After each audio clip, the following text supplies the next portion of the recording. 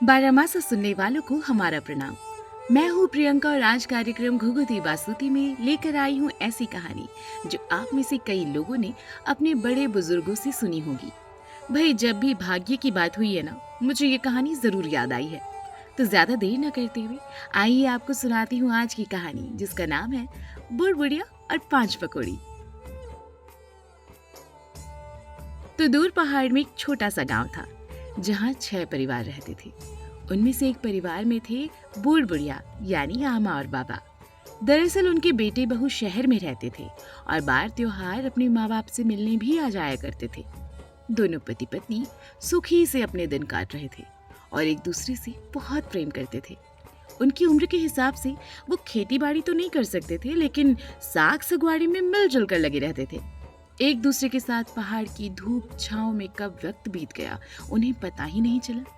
इतनी आपदाओं और बसंत के साक्षी बनकर दोनों ने सही मायनों में पहाड़ को जी लिया था और अब बचा खुचा जीवन एक दूसरे का हाथ थामे काट रहे थे। वैसे इन दोनों का प्रेम फिल्मी हीरो हीरोइन जैसा नहीं था। दरअसल इन दोनों के बीच अक्सर मजेदार नोक-झोंक लगी रहती थी। हाल ऐसा था कि ज्यादा देर एक दूसरे के साथ बैठे तो किसी न किसी बात पर कहा सुनी तो पक्की थी। बस ऐसा ही एक दिन आया जब उनकी एक छोटी सी नोक झोंक ने हम सबको जिंदगी की एक मजेदार सीख दे दी। दरअसल हुआ ये कि बाबा हमेशा चलते फिरते आमा को कह देते थे कि अब तो मेरी जिंदगी के कुछ ही पल बचे हैं, ये कर दे वो कर दे। और ऐसी बातें सुनकर भला आमा कैसे उनकी बात न माने। तो बस एक बरस बहुत कड़ाके की ठंड पड़ी, जिसे देखकर बाबा ने कहा, बुढ़ली में तो लगड़ू कि ये जाड़ा मम्यार प्राण चढ़ी जाला, मेरे बसे की तो नहीं भाई ये साल काटणू। इस पर रामा को गुस्सा आया और रामा बोली, तुम्हारा मुख में कभी कोई भली बात नहीं आई, कुछ नहीं होने लगी तुम तय। आमा की बात सुनकर बाबा ने थोड़ा और बोल दिया, बुढ़ली यांचे वक्त कुक्वे भरो सुनी, अब भोल क्या होन कहते पता च। ये बात सुनकर आमा समझ गई कि बाबा को जरूर कुछ चाहिए, इसलिए घुमा फिरा कर यानी इमोशनल ब्लैकमेल करके अपनी बात रख रहे हैं। इतने में आमा बोली, सही बोलना छ तुम, क्या चा तुम्हारे मन में जो तुम कंचान। ये बात सुनकर बाबा की आंखें चमक गई और वे एकदम से बोल पड़े, अरे बुढ़ली म्यार मन ना पकोड़ खान को बोनू, आहा कन स्वाद होता तेरा हाथ का पकोड़ा।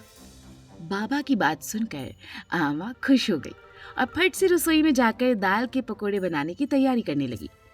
लेकिन ये क्या, दाल तो बहुत कम थी। ऐसे में आमा ने सोचा कि जितने पकोड़े बनेंगे बना देती हूँ, इसी बहाने बाबा का मन तो खुश हो जाएगा। अब जब पकोड़े बने तो वो बने 5। ऐसे में बाबा ने कहा, बुढ़ली चल यूं पकोड़े तक गांव में बांट देना, नहीं तो गांव वाला बुरा मान जाला। इस पर आमा कहती है, चुप रवा, 5 तो कुल पकोड़ी च, यूं ते बांट देला तो हम ते कुछ न बचलू, टुप करी के खै लिया, कहते बताउन की जरूरत नहीं। ये सुनकर बाबा आमा की बात मान जाते हैं और खुश होकर अपनी थाली में पकोड़े देखते हैं।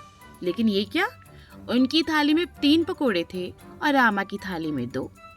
ऐसे में सिलसिला शुरू हो जाता है और वो बोलते हैं कि ये क्या तेरी थाली में 2 ही पकोड़े हैं। इस पर आमा उनको कहती है कि अरे तुम्हारा इतना मन था तुम 3 खा लो, लेकिन ऐसे कैसे हो सकता था। बाबा बिल्कुल नहीं मानते हैं और एक पकोड़ी आमा की थाली में डाल देते हैं। ये देखकर आमा आग बबूला हो जाती है और वापस वही पकोड़ी बाबा की थाली में डाल देती है।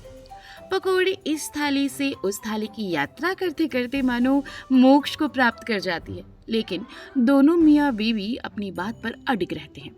इतने में बाबा कहते हैं, एक काम करते हैं, 2.5 खा लेते हैं। लेकिन इस पर आमा कहती है, बिल्कुल नहीं, आधा आधा करने से भाग्य भी आधा हो जाता है। अब करे तो करे क्या, कोई मानने को तैयार नहीं था। इतने में बाबा कहते हैं, ऐसा करते हैं, जो सुबह सबसे पहले उठेगा वो 3 पकौड़ी खाएगा। आमा इस बात को मान जाती है। अब आती है अगली सुबह। मजेदार बात यह है कि दोनों की नींद खुल जाती है, लेकिन कोई उठता नहीं है। सुबह से दोपहर हो जाती है, लेकिन दोनों में से कोई उठने को तैयार ही नहीं होता। इतने में गांव वाले देखते हैं कि सुबह सुबह उठने वाले आमा बाबा आज दोपहर तक नहीं उठे। चिंता के मारे गांव वाले उनके घर पर पहुंचे और देखा कि वे दोनों तो चुपचाप लेटे हुए हैं। गांव वालों को लगता है कि दोनों बैकुंठ से धार गए हैं। फिर क्या था, सबका रोना धोना शुरू हो जाता और एक तरफ दोनों के अंतिम संस्कार की तैयारी भी। दोनों मियाँ बीवी लेटे लेटे सोच रहे होते हैं कि ये लोग तो हमें जलाने की तैयारी कर रहे हैं। और फिर इतने में बाबा बोलते हैं, बुढ़ली मैं 3 खा लूँ तू 2 खा। ये सुनकर गांव वालों की हालत खराब हो जाती है। उन्हें लगता है कि दोनों आमा बाबा भूत बन गए हैं और अब उनको खाने की बात कर रहे हैं।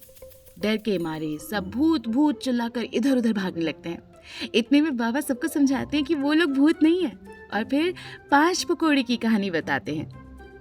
गांव वाले हंस हंस के लोटपोट हो जाते हैं और फिर आमा से कहते हैं कि उन्हें भी थोड़ी थोड़ी पकौड़ी चखा दे। फिर क्या था, आमा को सबको थोड़ी थोड़ी पकौड़ी बांटनी पड़ती है, जिसके बाद आमा बाबा के पास एक भी पकौड़ी नहीं बचती और दोनों एक दूसरे की शक्ल देखने लगते हैं। तभी कहते हैं जिसके भाग्य में लिखा है उसी को मिलता है। तो दोस्तों ये थी आज की कहानी। उम्मीद है आपको ये कहानी पसंद आई होगी। अगर आपके पास भी कोई लोक कथा है जो आपको सबको सुनानी है तो कमेंट में जरूर बताएं। हम उसे आप तक लाने की पूरी कोशिश करेंगे। इसी तरह प्यार बनाए रखें और सुनते रहें बारामासा।